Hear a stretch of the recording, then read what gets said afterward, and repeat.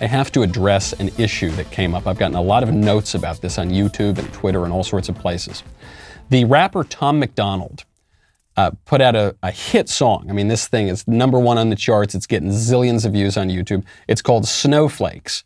And, I'm not the most hip-hoppy guy in the whole wide world, but it's an ironic sort of song because it's in this generally leftist medium of hip-hop, but it's very right-wing in many of its talking points. It's talking about snowflakes, like the precious little snowflakes on campuses. And I had a reaction to it. We posted it on YouTube. You can go check it out. But I raised a question, which was the role of the woman.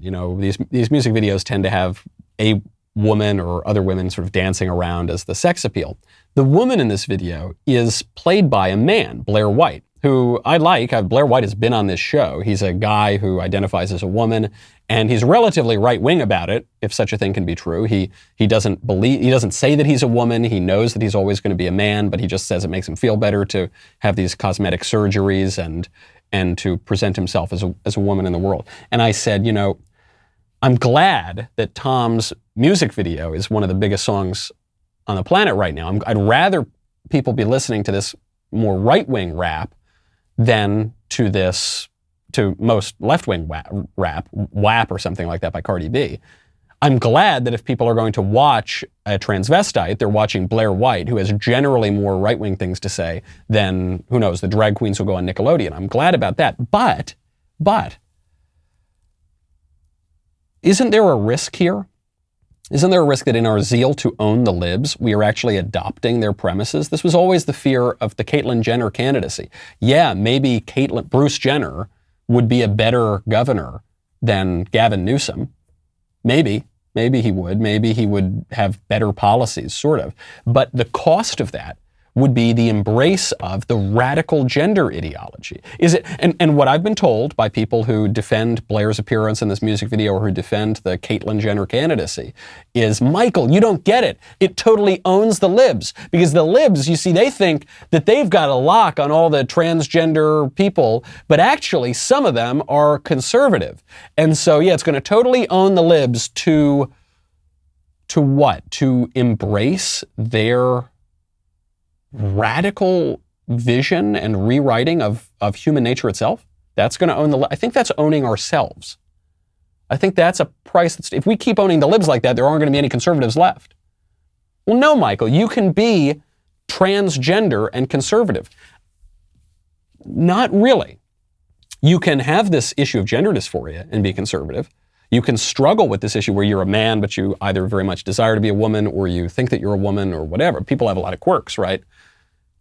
But if you are totally embracing this, I'm not quite sure you can be very conservative. And it's a threat to the broader conservative vision. There was a woman who wrote into me, and a woman of a certain age who says she was a 62-year-old mother who said, Michael, this is outrageous. I like you. We don't agree on everything. But your video about Blair White was so childish. The whole point was that a beautiful trans woman does not agree with snowflakes and their pronoun crap. But she does. She goes by she. And you're calling her a woman.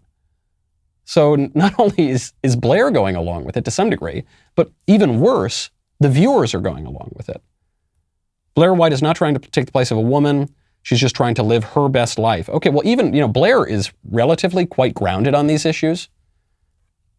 But you're referring to her. But he is not a she. The fear is, forget even Blair or Bruce Jenner for a second. It's everybody else. I know perfectly conservative people who refer to Caitlyn Jenner as she. Or as Caitlyn. Even I'm doing it because it's very confusing. That's the fear. That's the problem. I know that we all want to say yes, yes, yes.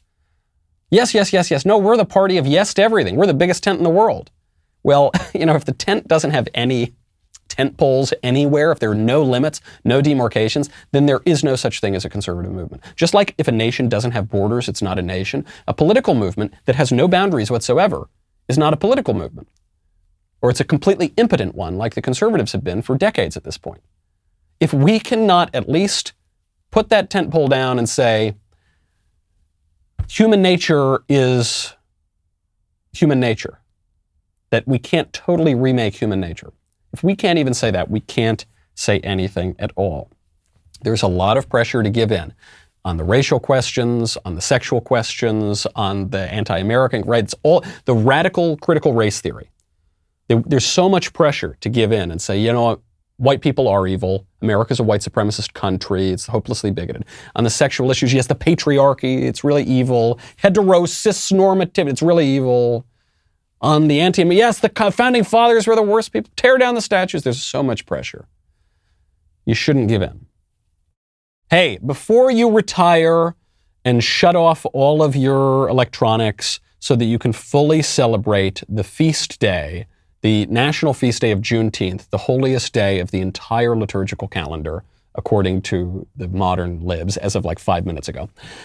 Before you do that, subscribe, ring that bell, get the notifications, head on over to Apple Podcasts, Google Play, Spotify, Stitcher, wherever you go, get the Michael Knowles Show podcast, subscribe, leave a 5-star review, and then most important of all, pre-order Speechless. Controlling Words, Controlling Minds. Available now for pre-order. Head on over. See you next time.